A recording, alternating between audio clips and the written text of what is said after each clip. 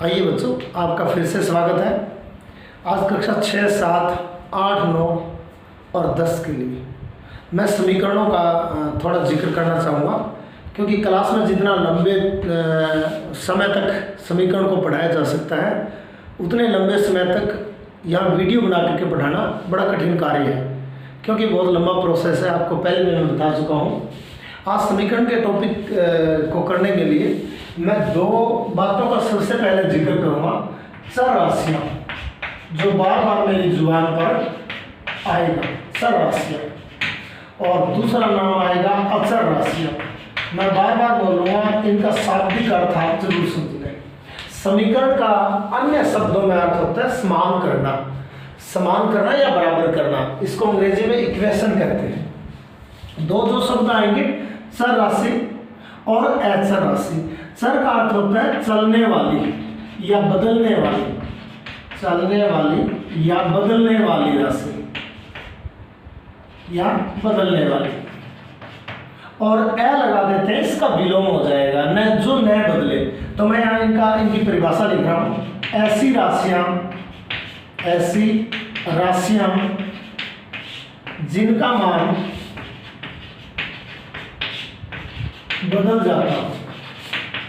बदलता हो उन्हें चर राशि कहते हैं, उन्हें चर राशि कहते हैं। मैं यहाँ उदाहरण ले रहा हूँ चरों के।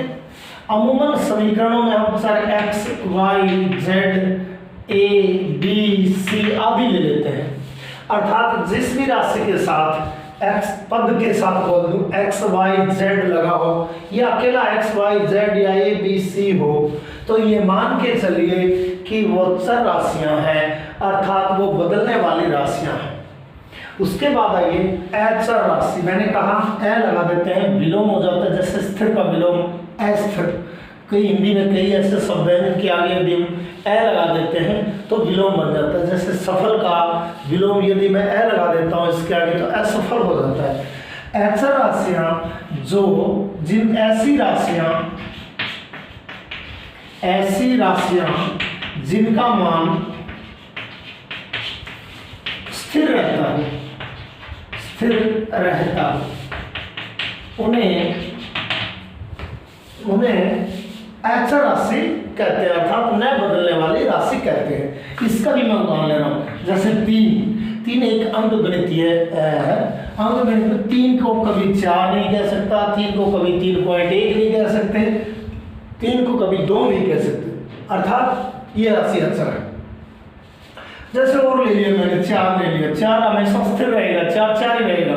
4 को न तो 2 कहेंगे न 3 कहेंगे, 5, 6 सारे अंकगणित के जितने भी संख्याएं हैं, अंकगणितीय संख्याएं जितनी भी आप जो भी लिखेंगे, भिन्न संख्याएं हो किसी प्रकार की, वो सारी अचर राशियां कहलाती हैं। यहाँ 2 शब्द आपके समझ में आ गए होंगे, चर राशि और अचर राशि। क्योंकि वीडियो में बहुत सी बातें ऐसी हैं जिनको बताना बड़ा मुश्किल काम होता है, छूट जाती हैं, बहुत लंबा प्रोसेस है। अगर क्लास में ये बातें करवाएं तो इन बातों में हम एक हफ्ते तक इन बातों में हम जिक्र कर सकते हैं, समीकरण पे पूरा फोकस डाल सकते हैं। लेकिन मैं कोशिश करूँगी थोड़े समय में आपको ज़्यादा समझ में आए।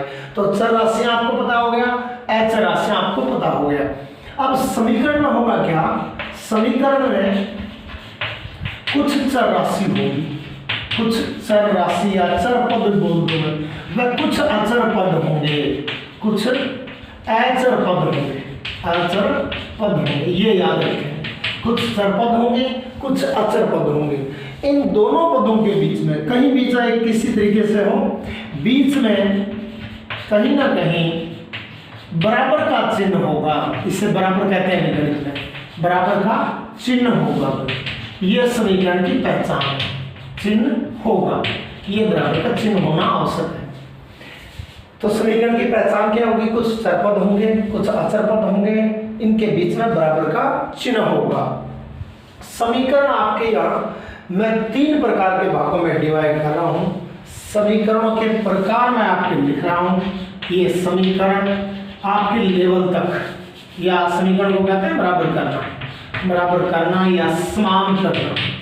समीकरण आपके लेवल में 3 प्रकार के समीकरणों का हम अध्ययन करेंगे और यहाँ पहला है एक चर राशि का समीकरण, एक चर राशि का समीकरण, एक चर राशि के समीकरण। ये एक चर राशि के समीकरण छठी, सातवीं, आठवीं और नौवीं तक आ जाते हैं।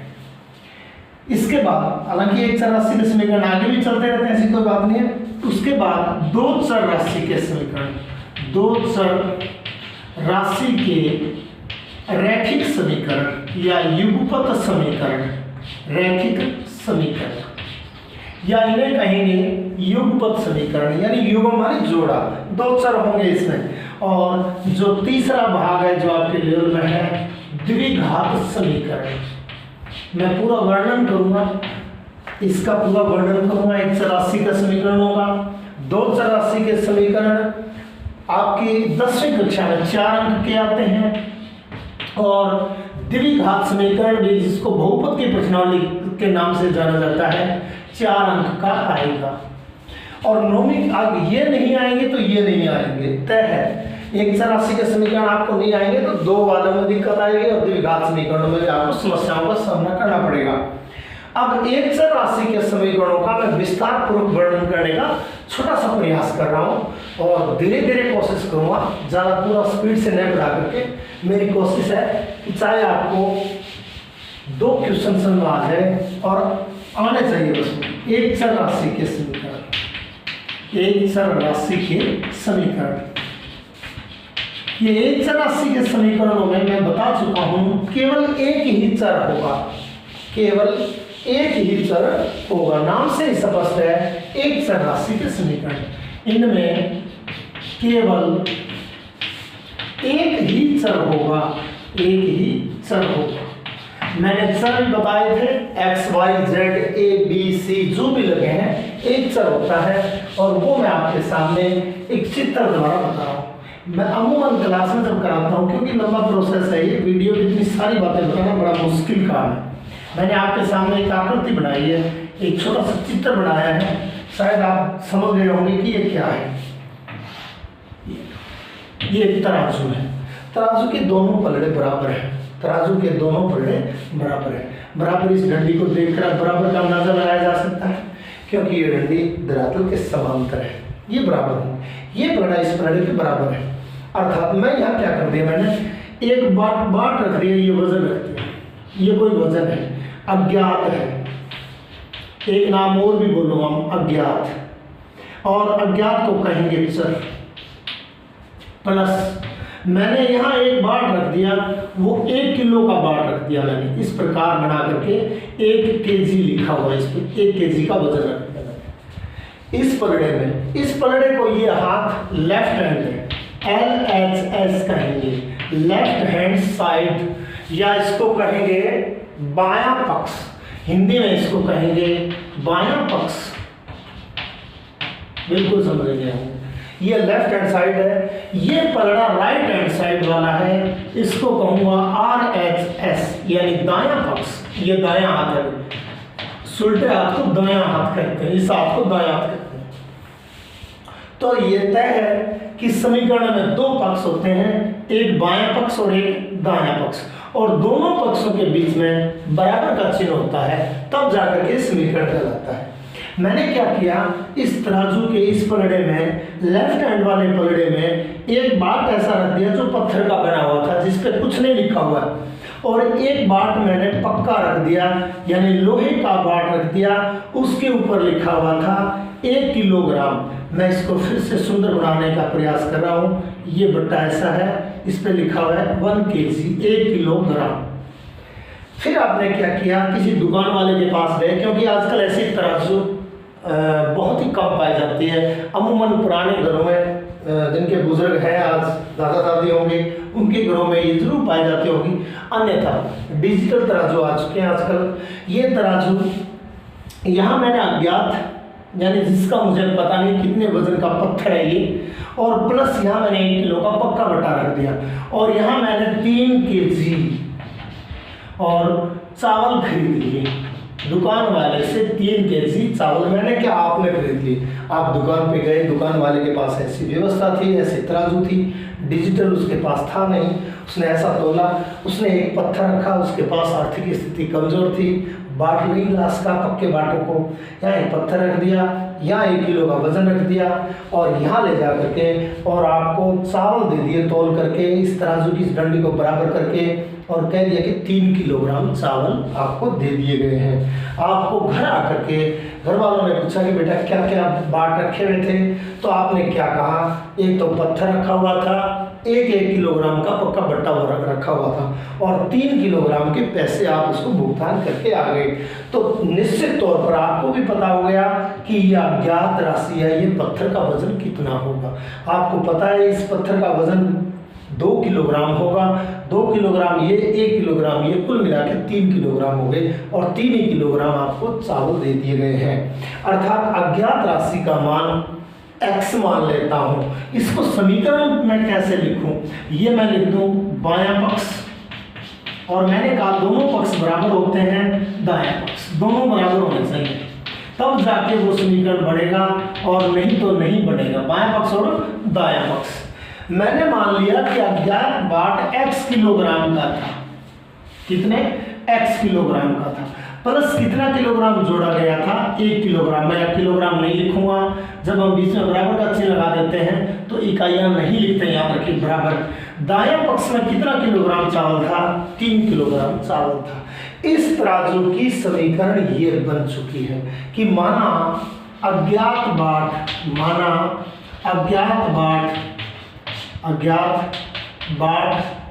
x किलोग्राम का था, x केजी का, तो क्या किया, x केजी में 1 केजी ज्ञात बाट आपका था, उसमें प्लस 1 कर दिया बराबर 3 किलो कर दिया।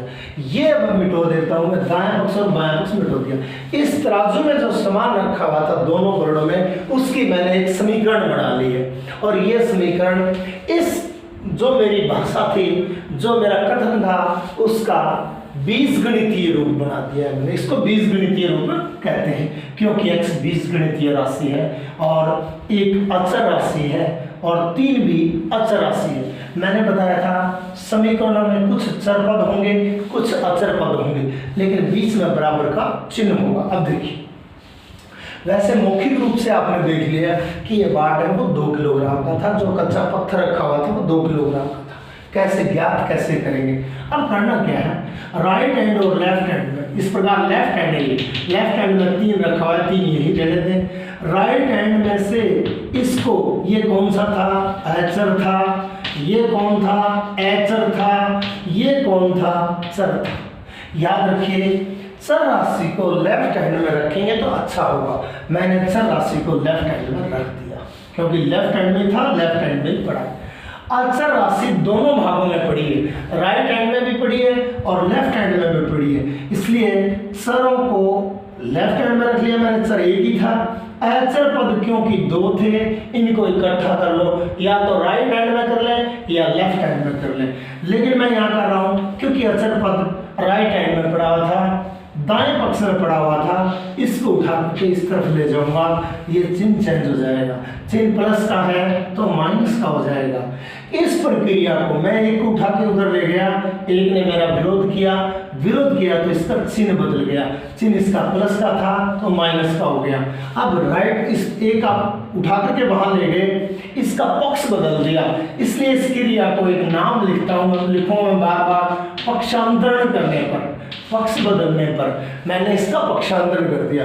यानी अचर पदों को इकट्ठा करने के लिए एक को राइट हैंड से उठा करके उल्टे हाथ से उठा करके उल्टे हाथ में ले गया, उससे पहले इसका चिन्ह देखिए, प्लस था तो माइनस हो गया, x बराबर 3 में से 1 को घटा दें 2 बचेगा, अर्थात आपका यह ज्ञात बट्टा था वो 2 किलोग्राम का था। अब यहाँ आपको कोई डाउट नहीं होना चाहिए, समीकरण में ध्यान रखना है, कुछ चर पद होंगे, कुछ अचर पद होंगे, बीच में बराबर का चिन्ह होगा। अगला कदम क्या होगा, x का मान ज्ञात करने के लिए, अर्थात अज्ञात राशि का मान ज्ञात करने के लिए या चर राशि का मान ज्ञात करने के लिए हमें पक्षांतरण करना होता है। पक्षांतरण का अर्थ है चर पदों को एक साइड में, अचर पदों को एक पक्ष में या साइड में, साइड बोल दिया मैंने, सॉरी, चर पदों को एक पक्ष में, अचर पदों को एक पक्ष में। कोशिश रखिए कि चर राशि यानी एक्स वाई जेड जो भी हो उसको लेफ्ट हैंड में रखें, अच्छा लगेगा, बाकी इससे कोई फर्क नहीं पड़ेगा। अचर कौन था? 3 और 1 अचर थे, 3 अपने स्थान पर ही पड़ा है, इसने इसको हमने नहीं हिलाया है तो ये विरोध भी नहीं करेगा।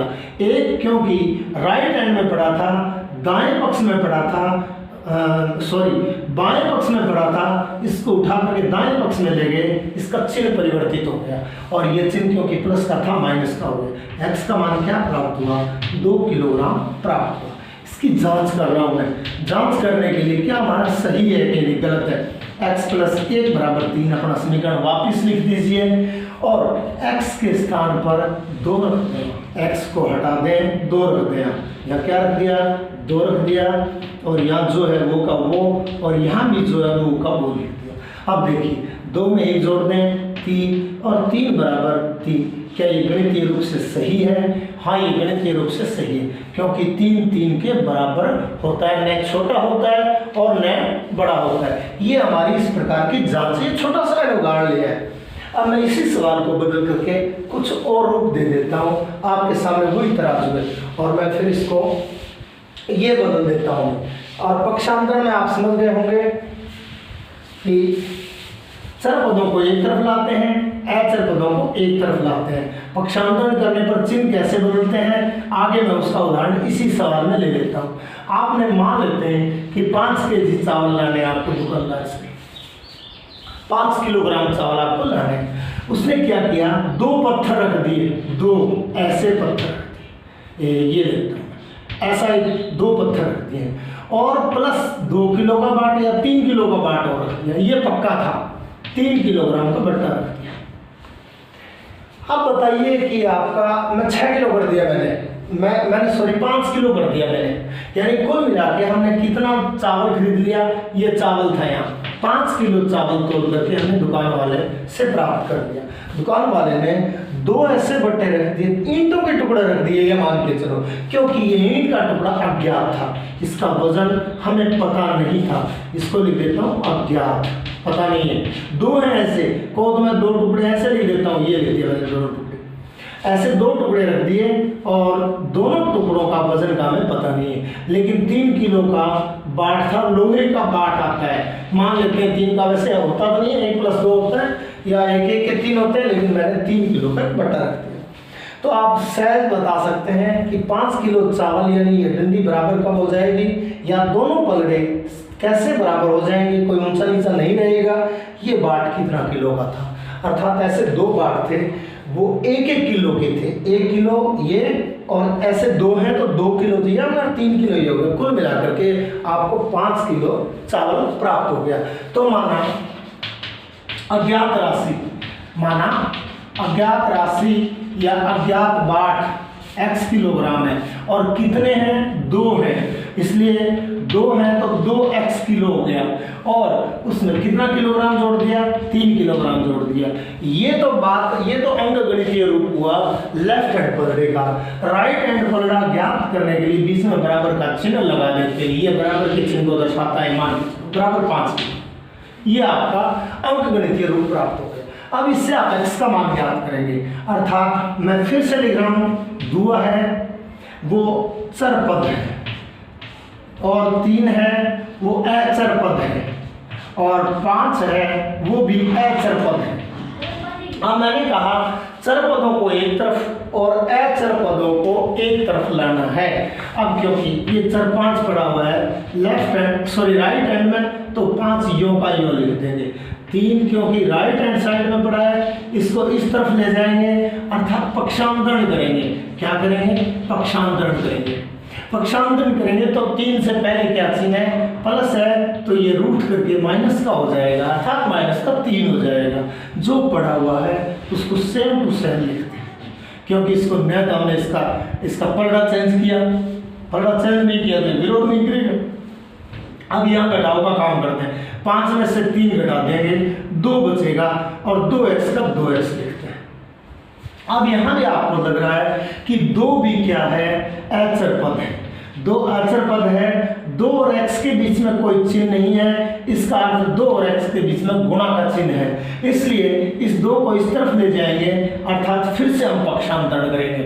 तो क्योंकि 2 और x के बीच में गुणा का चिन्ह है तो गुणा का चिन्ह भाग में बदल जाएगा, अर्थात ये 2 पड़ा इसके भाग में ये वाला 2 आ जाएगा, याद रखिए। तो क्या हुआ, जोड़ वाला था पक्षांतरण करने पर माइनस में चला गया और गुणा वाला था पक्षांतरण करने पर भाग में चला गया। तो ये दोनों पक्षांतरण करने के बाद 2 चिन्हों की जानकारी आप लोगों को हो चुकी है। x बराबर 2 में 2 का भाग देंगे 1 किलोग्राम। मैंने कहा था 1/1 किलोग्राम का था तो 2/2 किलोग्राम का ये हो गया और 3 किलोग्राम का ये हो गया। वो पलड़े में 5 किलोग्राम वजन है, दोनों पलड़े बराबर हो गए, इसलिए हमारा समीकरण सही है। जांच करनी हो तो x का मान यहाँ रखते हैं, मैं कर देता हूँ जांच। 2x + 3 = 5। x का मान हमने जो निकाला था वो रख दें, 1 रखने पर x का मान क्या रखने पर 1 निकाला था तो 1 रख दें, यहाँ रख दें। 2 गुना मान रखना है, खाली स्थान छोड़ दें, प्लस सेम टू सेम लिख दें, प्लस सेम टू सेम लिख दें। इस कोष्टक को मैंने इसलिए बनाया था कि x का जो मान है वो यहाँ रख दें, अच्छा लगेगा, 1 रख दें। हालांकि क्योंकि कोष्टक अर्थ भी गुणा ही होता है, 2 को 1 से गुणा कर लें 2 और 3 का 3 और बराबर का चिन्ह 5 का 5, 2 में 3 जोड़ दें 5 = 5, अर्थात 5 5 के बराबर होता है, ये गणित भी कहता है। इसलिए हमारा तराजू, हमारा समीकरण एकदम से सही है, अर्थात अज्ञात राशि का मान जो हमने 1 निकाला था वो एकदम सही है। अब मैं आपको ये एक छोटा सा एक उदाहरण और ले रहा हूँ, मैं समीकरण बना रहा हूँ मेरी तरफ से और ये आप समझ ही गए होंगे। एक समीकरण लिख रहा हूँ, उससे x का मान ज्ञात करूँगा। ये लिखवा दिया मैंने, x का मान ज्ञात करूँ। जैसे मैंने ये लिख दिया x + 4 = 2x - 8। x का मान ज्ञात करो, x का मान ज्ञात करो। ये लो, आपको x का मान ज्ञात करना है। मैंने बताया था समीकरण में बराबर का चिन्ह होगा, 2 पलड़े होंगे, एक राइट हैंड का पलड़ा होगा, एक लेफ्ट हैंड का पलड़ा होगा। यहाँ ये x कौन सा पद है, 4 कौन सा पद है, इनके नाम फिर से लिख रहा हूँ। ये x कौन सा पद है और ये 8 - 8 कौन सा पद है। अब आपको पता होगा x y z कोई भी हो उनको कहते हैं चर पद। ये चर है, गणितीय अंक या संख्या कोई भी हो उसको अचर कहते हैं, न बदलने वाला कहते हैं। x फिर कौन सा पद है, चर पद है। 8 कौन सा पद है, अचर पद है। मैंने कहा था चर पदों को एक तरफ और अचर पदों को एक तरफ ले आइए, यदि है तो ठीक, अन्यथा उनको ले आइए। क्या चर एक पलड़े में है, क्या अचर एक पलड़े में है? आपका उत्तर होगा नहीं, क्योंकि यहाँ इस पलड़े में पलड़ा ये है भाई, इस पलड़े को लेफ्ट हैंड का पलड़ा बोल दूं और एक पलड़ा ये है, इस पलड़े को राइट हैंड का पलड़ा बोल दूं, तो आप देख रहे हो इस पलड़े में कुछ चर पड़े हैं और कुछ अचर भी पड़े हैं। यहाँ भी ऐसी स्थिति है, चर और अचर एक स्थान पर बैठे हैं। अब आपको चर पदों को एक तरफ, अचर पदों को एक तरफ। मैंने बोला था चर पदों को लेफ्ट हैंड में रख ले तो अच्छा रहेगा। क्या लेफ्ट हैंड में कोई चर है? x पड़ा हुआ है, मैंने सेम लिख दिया, बिल्कुल लिख दिया। अब क्या राइट हैंड में कोई चर पद है? आपका उत्तर होगा है, कौन? 2x है। 2x से पहले यहाँ क्या चिन्ह है? कोई चिन्ह नहीं है, तो प्लस का माना जाएगा। 2x को इस तरफ ले आओ, -2x हो जाएगा। प्लस वाला पक्षांतरण करने पे माइनस का हो गया। अब बताइए क्या चर पद एक तरफ आ चुके हैं? चर पद एक तरफ आ चुके हैं, लेफ्ट हैंड के पलड़े में आ चुके हैं। क्या अचर पद एक तरफ है? आपका उत्तर होगा नहीं। अचर पद कुछ राइट हैंड में भी पड़े हैं, कुछ लेफ्ट हैंड में पड़े हैं, कुछ राइट में भी पड़े हैं। जो लेफ्ट में पड़े हैं उनको पहले लिख दें, याद रखेंगे। अब -8 चिन्ह दे करके, सेम उसका चिन्ह दे करके लिख देंगे। ये प्लस का है तो प्लस का चिन्ह लिखें तो ठीक, ना लिखें तो कोई बात नहीं है। अचर पद क्योंकि हमारा अचर 4 था, प्लस का 4 था, इसका चिन्ह क्या है? इसके माथे पे लगा हुआ चिन्ह होगा प्लस का है, और ये 4 पक्षांतरण करने के बाद -4 हो जाएगा। अब बताइए क्या राइट हैंड पलड़े में चर पद है? हाँ है, 8 और अचर पद है, -8 और -4 है। क्या इस पलड़े में, लेफ्ट हैंड वाले पलड़े में चर पद है? आपका उत्तर होगा हाँ है, इकट्ठे हो चुके हैं। चर पद एक तरफ, अचर पद एक तरफ आ चुके हैं। और मैंने कहा चर पदों को एक तरफ लाना और अचर पदों को एक तरफ लाना, सब इस सारी प्रक्रिया को पक्षांतरण करना कहते हैं। तो कोष्टक में लिख देंगे पक्षांतरण करने पर। अब यहाँ भी जोड़ घटाव कर दें, x 1x है, ये ध्यान रखें, ये 2x है, ये 1x प्लस का चिन्ह है, 2x माइनस का चिन्ह है, 2x ज्यादा है 1x कम है, तो माइनस वाला ज्यादा है, तो माइनस वाला कितना ज्यादा है, 1 ज्यादा है, तो 1 लगाएं तो ठीक, नहीं कोई आवश्यकता नहीं है, माइनस 1x। यहाँ 8 भी माइनस का है, 4 भी माइनस का है, जोड़ होकर के 8 में 4 जोड़ दिया 12 हो जाएगा। इस पलड़े में माइनस, बार बार बोलूंगा, इस पलड़े में माइनस और इस पलड़े में माइनस, दोनों चिन्हों को काट देते हैं। याद रखें, समान चिन्ह तो कट जाते हैं, नहीं तो नहीं कटेंगे। अब क्या करें, x बराबर 12, आपका x का मान प्राप्त हो चुका है। तो x का मान कितना आया अपना, x का मान 12 आया। अब आया ये सही आया या गलत आया, मैं जांच कर देता हूँ, और मैं अब इसकी जांच कर दूंगा। x प्लस 4 बराबर 2x माइनस 8। x के स्थान पर 12 रख दें, x बराबर 12 रखने पर, 12 रख दो x के स्थान पर, रख दें तो खाली स्थान छोड़ देता हूँ। 4 का 4 बराबर 2 का 2, खाली स्थान माइनस 8। खाली स्थान मैंने किसके लिए रखे हैं, x के मान के लिए रखें। x का मान कितना था, 12 था, मैंने 12 रख दिया। यहाँ खाली स्थान भी मैंने x के मान के लिए रखा था, 12 लिख दिया। 12 का 12 कोष्टक हटा दें, प्लस 4 कोई दिक्कत नहीं है, गुणा कर देंगे। कोष्टक का अर्थ मैंने कहा था गुणा करना होता है, और कोष्टक हटाया, गुणा हो गया, 12 दूनी 24 और माइनस 8। अब लेफ्ट हैंड पलड़े में हिसाब किताब कर लें, राइट हैंड पलड़े का भी हिसाब किताब कर लें। 12 में 4 जुड़ता है तो जोड़ दें, 12 में 4 जोड़ दिया 16, और 24 में 24 प्लस का है, 8 माइनस का, घटा दें कितना बचेगा, 16। तो 16 बराबर 16, क्या गणित में 16 बराबर 16 होता है? आपका उत्तर हाँ होता है, इसलिए हमारा x का मान 12 सही है। आप चाहो तो ऐसे समीकरणों के, ऐसे सवालों के स्क्रीनशॉट ले लिया करो। जैसे ही मैं सवाल करता हूँ थोड़ा हट जाऊंगा, अब आप इसका स्क्रीनशॉट ले करके इसको आप समझ सकते हो बार बार कि क्या किया है, क्यों किया है। अब यहाँ मैं बता रहा हूँ पक्षांतरण करने पे क्या होता है। पक्षांतरण करने पर चिन्ह क्या होते हैं, पक्षांतरण करने पर चिन्ह कैसे बदलते हैं। प्लस वाला चिन्ह माइनस का हो जाता है, इधर लाएं या उधर ले जाएं, यानी राइट से लेफ्ट लाएं या लेफ्ट से राइट पलड़े में लेके आए तो प्लस वाला माइनस हो जाएगा, माइनस वाला प्लस हो जाएगा।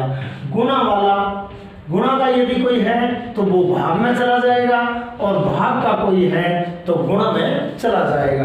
ये लिखा रहेगा जब तक मैं 3-4 उदाहरण और ले रहा हूँ। अर्थात पक्षांतरण करने पर प्लस वाला चिन्ह का कोई पद उधर जाएगा तो माइनस का हो जाएगा, और माइनस वाला इधर आएगा तो प्लस का हो जाएगा, या माइनस वाला यहाँ पड़ा हुआ है उधर जाएगा तो प्लस का हो जाएगा, और प्लस वाला यहाँ से जाएगा तो माइनस का हो जाएगा। गुणा वाला भाग में, भाग वाला गुणा में। तो ये आप थोड़े से चिन्ह याद कर लेना। अब मैं इसी पे आधारित एक क्वेश्चन और ले रहा हूँ कि आपको क्या x का मान क्या कैसे ज्ञात करें। ये एक राशि के समीकरण है, ये मैं यहाँ ले रहा हूँ। पक्षांतर करने पर प्लस है वो माइनस में बदल जाएगा, माइनस है वो प्लस में बदल जाएगा, गुणा है वो भाग में चला जाएगा, और भाग वाला है वो गुणा में चला जाएगा। ये लिख दिया मैंने। ये प्रक्रिया सारी पक्षांतरण करने के दौरान होती है। अब आइए मैं एक छोटा सा सवाल और ले लेता हूँ। जैसे आपको किसी ने कह दिया x प्लस 4/2 और बराबर x/3, x का मान ज्ञात कीजिए। तो सबसे पहले हमें यहाँ बताना भूल गया था, या सर मैं केवल x ही ले रहा हूँ या y कर सकता हूँ, ये मैंने y कर दिया। यहाँ मैंने सवाल में क्या कर दिया, y कर दिया। इससे कोई फर्क नहीं पड़ेगा, क्योंकि मैंने बताया था x y z a b c कोई भी हो सकते हैं, वो चर पद कहलाते हैं। अब आइए x का मान ज्ञात करने के लिए, अब देखिए ये भी भिन्न संख्या है, ये भी भिन्न संख्या है, तो करना क्या है, इसका हर इसके अंश से गुणा कर दें, इसके हर को इसके अंश से गुणा कर दें, और इस सारी प्रक्रिया को आर पार गुणा कहते हैं, आर पार गुणा, या इसको क्रॉस मल्टीप्लाई कहते हैं। क्रॉस काटे वाला ये वाला ये चिन्ह लगा देते हैं, या इसको क्रॉस मल्टीप्लाई आर पार गुणा, या एक नाम और दे देता हूँ मैं रोचक सा, कैंची गुना, अर्थात कैंची की तरह से यहाँ ये कैंची का ये लगा दिया जिसमें अंगूठा डाल लेते हैं ये, और ये इसको इससे गुना, इसको इससे गुना, ये कहलाता है। इसको आर का गुना, क्रॉस मल्टीप्लाई या तिरछा गुना भी कहते हैं। अब आइए, ये चित्र ये नहीं बनाना आपको, चिन्ह मैं बता रहा हूँ, ये बराबर का चिन्ह था। अब आइए करना क्या, पहले इसको इससे गुणा कर लो या इसको इससे गुणा कर लो, इससे कोई फर्क नहीं पड़ता। 3 को इस पूरे से गुणा करना है तो 3 कोष्टक लगाते हैं y+4। कोष्टक मैंने इसलिए लगाया कि मुझे गुणा करना है, चाहता तो मैं 7 के साथ गुणा कर सकता था, बराबर y को 2 से गुणा करेंगे 2y हो जाएगा। इसमें कोष्टक लगाने की आवश्यकता नहीं है क्योंकि ये 2 पद थे, इस 2 पद को इससे गुणा करना था, इसलिए मैंने कोष्टक में ले लिया। अब मैं कोष्टक हटा देता हूँ, इसको इससे गुणा और इसको इससे गुणा करना है। 3 को y से गुणा किया 3y और 3 को 4 से गुणा किया +12 बराबर 2y का 2y। अब आपकी ये समीकरण एक प्राप्त हो चुकी है। अब देखिए मैंने बताया था 3y कैसा पद, 3y चर पद और 2y कैसा पद, चर पद। तो चर पद और चर पदों को एक तरफ ले आओ, मतलब लेफ्ट हैंड पलड़े में ले आओ। 3y यहाँ पड़ा हुआ है लेफ्ट हैंड में, 2y कोई चिन्ह नहीं है तो प्लस का होगा, प्लस का होगा तो इधर आएगा तो माइनस का हो जाएगा 2y। क्या अक्षर एक तरफ इकट्ठे हो चुके हैं? हाँ, आपका उत्तर होगा इकट्ठे हो चुके हैं।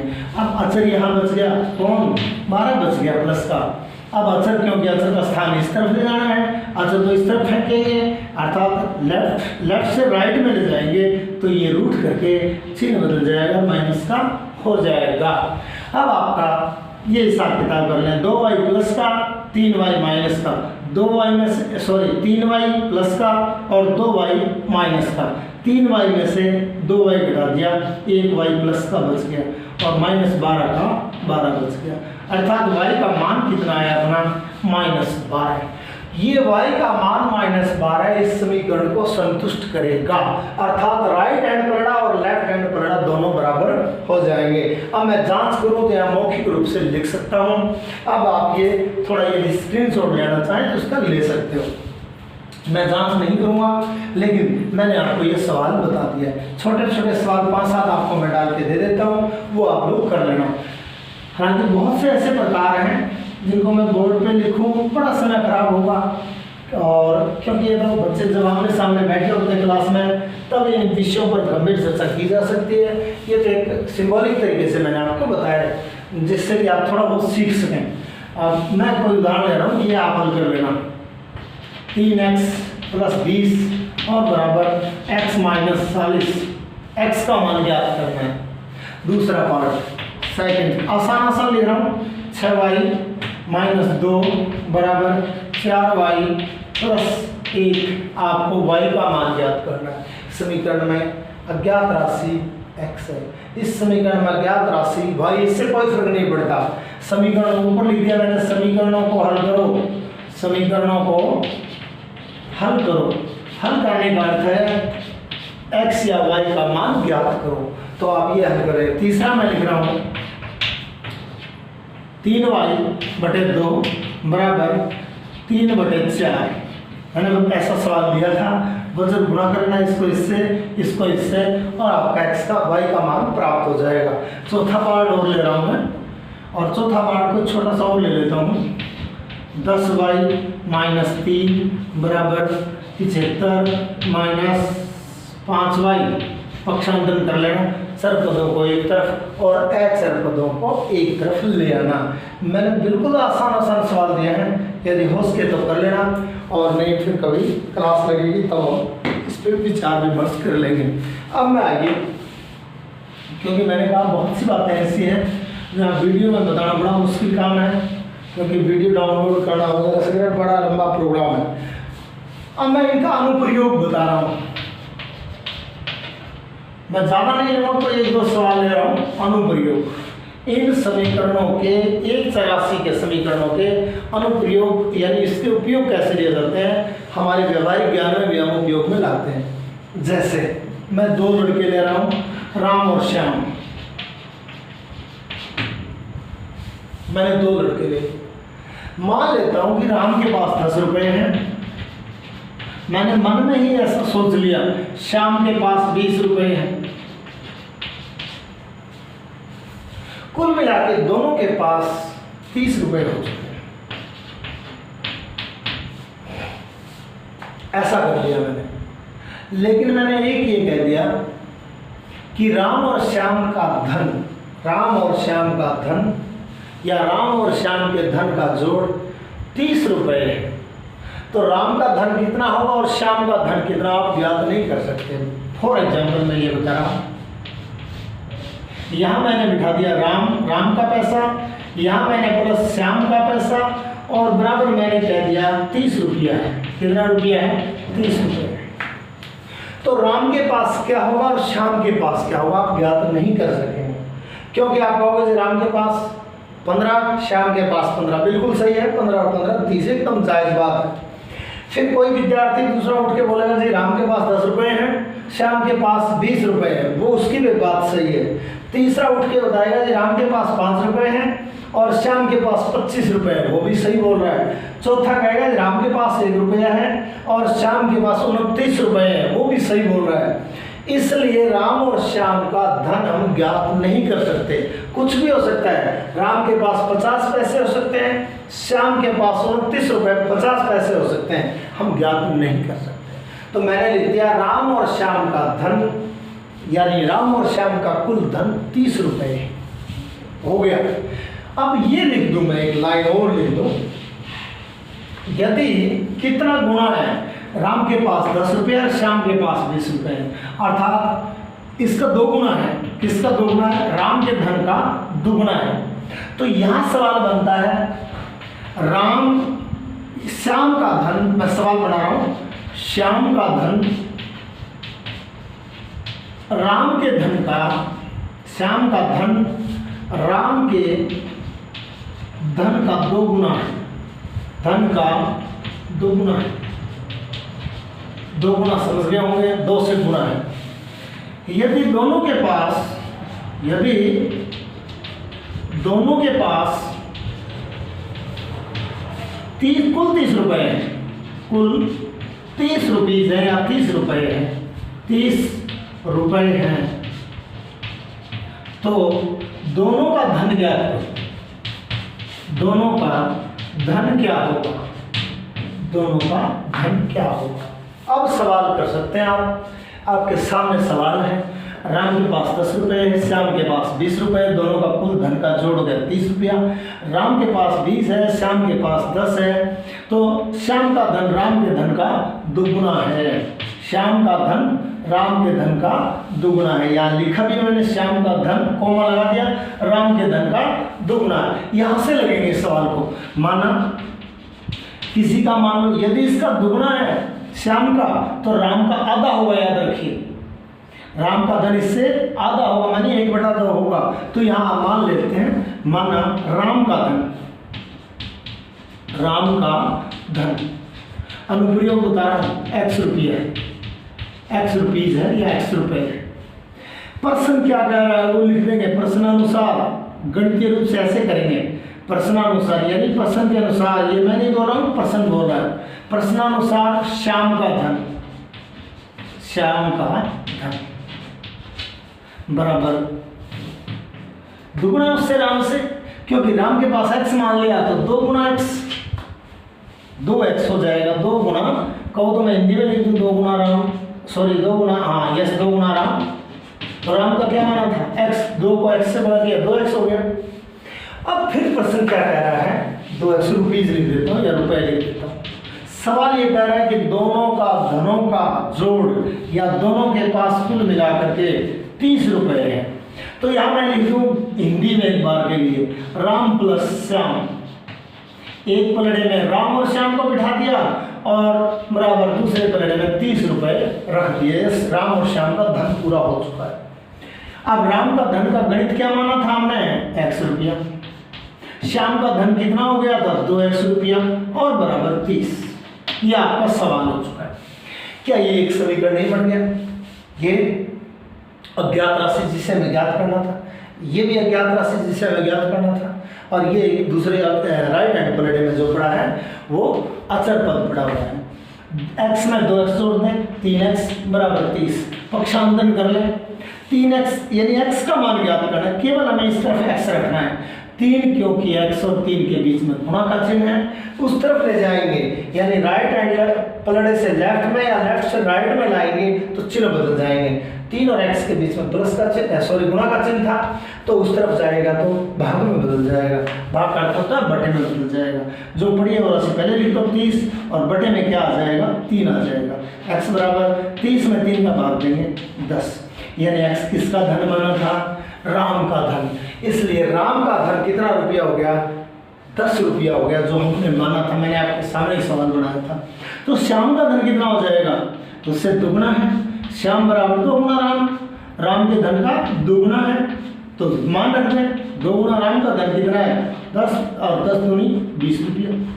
तो आपके पास जो आपने माना था वही उत्तर आ चुके हैं। राम का धन 10 रुपया है, श्याम का धन 20 रुपये। इसे अनुप्रयोग कहते हैं। इन समीकरणों का उपयोग करके हम किसी भी समस्या का जिसमें केवल एक अज्ञात राशि होनी चाहिए, ध्यान रखें केवल एक ही अज्ञात राशि होनी चाहिए, तब तो हम एक चर राशि के समीकरणों से उसका मान ज्ञात कर सकते हैं। 2 अज्ञात राशि हो तो हम ज्ञात नहीं कर सकते। मैं यही और सवाल बना लेता हूँ, मैंने एक सवाल आपके सामने बनाना है और थोड़ा सा गौर करेंगे तो ऐसे सवाल आप खुद ज्ञात कर सकते हो। मान लेते हैं कि आपके पास ये कोई नाम ले लेता हूँ, राम के पास 20 रुपए मान लेता हूँ, मान लिया मुझे पता नहीं 20 रुपए मान रखे, और इसके भाई ने इसे या इसके पिताजी ने क्या कर दिया 50 रुपए और दे दिए, 50 रुपए दे दिया या देती। अब इसके पास क्या धन हो गया बताइए, कुल कितना हो गया, यानी 20 रुपए तो उसकी जेब में थे, 50 पिताजी ने दे दिया, अब इसके पास कुल मिला करके 70 रुपए हो गए। कुल कितना रुपया हो गया 70 रुपए हो चुके हैं। इसको गणितीय रूप से कैसे बनाएंगे, राम के पास कुछ रुपए हैं, मैंने ये लिख दिया, इसको मिटो देता हूँ, इसको क्या मान लो कुछ लिख लेता हूँ। ये राम के पास कुछ रुपए, अब ये जो मैंने आपके सामने माना है इसको मिस कर रहा हूँ, इसको मिटा रहा हूँ, तो मैंने सवाल लिख दिया राम के पास कुछ रुपए हैं, पता नहीं कुछ कितने, कुछ रुपीज हैं, कुछ रुपए हैं। पिताजी द्वारा 50 रुपए देने पर अब राम के पास, अब राम नहीं लिखूंगा, इसके पास लिख देता हूं, अब इसके पास 70 रुपए हो जाते हैं, बड़े आसान छोटे छोटे उदाहरण ले रहा हूं। तो राम के पास कितने रुपए थे, तो राम के पास कितना धन था, कितना रुपया था या कितना धन था, पहले कितना धन था, यानी पिताजी से पहले, यानी पिताजी ने दिए थे उससे पहले कितना धन था, पता नहीं पता होता, उसको मान लेते हैं। माना राम के पास x रुपए थे, राम के पास x रुपए थे, पिताजी ने कितना दिया 50 रुपया देने पर, पिता द्वारा 50 रुपए देने पर, 50 रुपए देने पर अब राम के पास कितना है, अब राम के पास यानी राम का धन कितना रुपया हो गया, क्योंकि आपके पास x रुपया था, पिता ने आपको 50 रुपया और दे दिया, तो आपके पास जो थे उसमें जुड़ गया x प्लस 50 रुपया हो गया। अब राम के पास ये धन हो गया, और ये धन, लेकिन वास्तव में राम के पास कितना धन था 70 रुपये, तो दोनों को बराबर रखते हैं, यानी इस पलड़े में वास्तव में कितना था और इस पलड़े में माना तो कितना था, तो प्रश्न क्या बन गया, प्रश्नानुसार लिखेंगे x प्लस 50, यानी राम के पास ये मान लिया था, ये पिताजी ने दे दिए थे, और कुल मिला के किसके बराबर हो गया 70 के बराबर। इसको कहते हैं अंक गणितीय बीज गणितीय रूप में लिखना। मैंने बीजगणितीय समीकरण बना दिया है। पक्षांतरण कर लो, x बराबर 70 पड़ा हुआ है, 50 उस तरफ चला जाएगा, x बराबर 70 में से 50 गया 20, और आपके सामने मैंने 20 रुपये धन माना था राम का। आप इस प्रकार के अनेक प्रश्न बना सकते हैं जिनको आप इस गणितीय फॉर्म द्वारा लिख करके आप ज्ञात कर सकते हैं। मौखिक ज्ञात कर सकते हैं, माना कि ये वगैरह सगैरह लिखना बड़ा कठिन है, हालांकि वो बात नहीं है, लिखना पड़ेगा आपको, क्योंकि विस्तार से आपसे पूछे जाते हैं या वैसे तो नहीं पूछे जाते। जब ऑब्जेक्टिव पूछा जाता है तो आप राम का धन मौखिक ज्ञात कर सकते हो। इस प्रकार के अनेक प्रश्न हैं। मैं एक और ले रहा हूँ, इसी प्रश्न को बना रहा हूँ। राम की आयु ले रहा हूं मैं यहां, आयु, और ये भी आयु लिख रहा हूं। क्या लिखूं? राम और उसके पिताजी की आयु का योग 70 वर्ष है। राम और उसके पिता की आयु का योग 70 वर्ष है। अब पिताजी है वो राम से कितना गुणा है, राम है वो पिताजी का कितना भाग है, ये थोड़ा कठिन सवाल हो गया। 20 का 2.5 गुना होता है 50। तो ये सवाल मैं एक हिंदी का शब्द और जोड़ लैंग्वेज और जोड़ सकता हूँ कि पिता की आयु पुत्र की आयु की 2.5 गुनी है, तो दोनों की आयु ज्ञात कीजिए। तो ये वजन पे आ जाए, सपोज करो राम के पिताजी का वजन राम से 30 किलो अधिक है। बताओ 30 किलो अधिक नहीं है क्या? पिताजी 50 किलोग्राम के हैं, राम 20 किलोग्राम का है, तो 30 किलो अधिक है। और दोनों का कुल वजन 70 किलोग्राम है, तो दोनों का वजन ज्ञात कीजिए। आप इसको वजन पे भी ले सकते हो, आप इसको आयु पे भी ले सकते हो, आप इसको मैंने धन पे लेके आपको मैंने बता ही दिया है। यही नहीं आप बदल सकते हो, मैंने यहाँ बदल दिया। राम की आयु मैंने ले ली 30 साल और पिताजी की आयु मैंने ले ली 60 वर्ष। अब आप सवाल बना सकते हो, 30 दूनी 60, क्या कहोगे? राम और उसके पिताजी की आयु का योग 90 साल है, 30 में 60 जोड़ दिया 90। पिताजी की आयु राम की आयु की 2 गुनी है, दुगुना है भाई, 2 गुना 30 2 60, तो दोनों की आयु ज्ञात करो। तो आप ऐसे अनेक सवाल बना सकते हो। ये मौखिक सवाल आप बना करके अपने मित्रों में बैठ करके या पिताजी या माताजी के पास बैठ करके ऐसे मन के लड्डू खाना भी कहता हूँ मैं इन बातों को, कि मन के लड्डू खाइए। मैं मन के लड्डू खा रहा हूँ, माना मेरे पास कुछ लड्डू थे, कुछ का मतलब X लड्डू थे, लिखूंगा नहीं मैं, समय खराब होगा, और उसमें से मैंने 5 अपने दोस्त को दे दिए, मैंने घट गए 5, और 2 मैंने अपने भाई को दे दिया। अब मेरे पास, मान लेता हूँ कि मेरे पास 10 लड्डू शेष बचे हैं, तो मेरे पास कितने थे?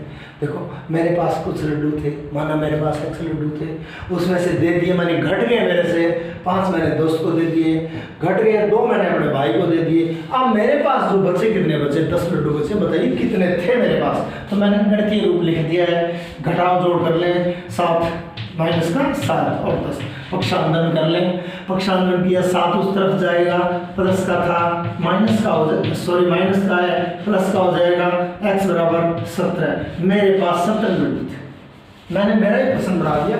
अच्छा होता मेरे सामने कुछ बच्चे बैठे होते, उनसे कुछ सवाल लेता और उन्हीं से मैं जवाब मांगता, तो सवाल का उत्तर जो प्रश्न जो उस बच्चे ने मन में सोचा था कि मेरे पास इतने लड्डू थे, तो उसका उत्तर देने में बड़ा आनंद आता। लेकिन यहाँ मैंने ही बढ़ाया है, मैंने ही लड्डू खा लिए, मन के लड्डू खाए हैं और मैंने इसका उत्तर दे दिया है। माना मेरे पास कुछ लड्डू थे, उसमें से मैंने 5 अपने मित्र को दे दिया, 2 अपने भाई को दे दिया। अब मेरे पास 10 बचे हैं, तो मेरे पास कुल कितने थे? मेरे पास 17 लड्डू थे, 17 में से 5 मैंने भाई को दे दिया, सॉरी दोस्त को दे दिया, तो मेरे पास 12 लड्डू बच गए। 12 में से 2 मैंने अपने भाई को दे दिया। अब मेरे पास 10 लड्डू बचे हैं, 10 बराबर 10 हो चुका है। तो इस प्रकार आप एक चर राशि के समीकरणों से केवल एक ही अज्ञात राशि ज्ञात कर सकते हैं। ये एक चर राशि के समीकरण मैंने आपको, हालांकि बहुत ऐसे क्वेश्चन कितने ही पढ़ा सकता हूँ, आयु संबंधित, वजन संबंधित, रुपए पैसे संबंधित अनेक प्रश्न बनाए जा सकते हैं। लेकिन यहाँ केवल मैंने सांकेतिक तौर पे आपकी ये प्रश्नावली शुरुआत कर दी है। कोई अभ्यास माला हो 7वीं 8वीं की मुझे मिलेगी तो मैं उसके सवाल लूँगा, लेकिन मैंने 3 4 5 सवाल दे दिए, उन सवालों को आप हल कर लेना और अपने ऐसे मन के लड्डू जो खाने वाली बातें हैं अपने पिताजी के पास बैठ करके, माँ के पास बैठ करके और इन पर चर्चाएँ करना, और अपने मन में रख लेना कि मेरे पास इतना धन है। तो माँ से या पिताजी से कुछ सवाल कर लेना कि माना मेरे पास 100 रुपये हैं, मन में सोचना है, उनको बताना नहीं है। फिर उनसे पूछना कि अब मेरे पास इतने बचे हैं तो मेरे पास कितने थे। ऐसे विषयों पर आप उनसे चर्चा भी करें, दोस्तों में बैठ करके चर्चा करें, अपने बड़े भाई बहनों में बैठ के चर्चा करें, माता पिता के पास बैठ करके चर्चा करें। ये समीकरण इतने आसान है, हमारे दैनिक जीवन में खूब काम में आते हैं। किसी भी अज्ञात राशि को ज्ञात करना, एक अज्ञात राशि को ज्ञात करना हो तो एक चर राशि के समीकरण मैंने आपको बता दिए हैं। आगे 10वीं क्लास के लिए और 9वीं क्लास के लिए 2 चर राशि के समीकरणों का पूरा चैप्टर मैं आपको बड़ा कोशिश करूँगा ढंग से करवाऊँ। हालांकि कोशिश यहाँ भी मैंने खूब की है और अगले चैप्टर में करते हैं। धन्यवाद।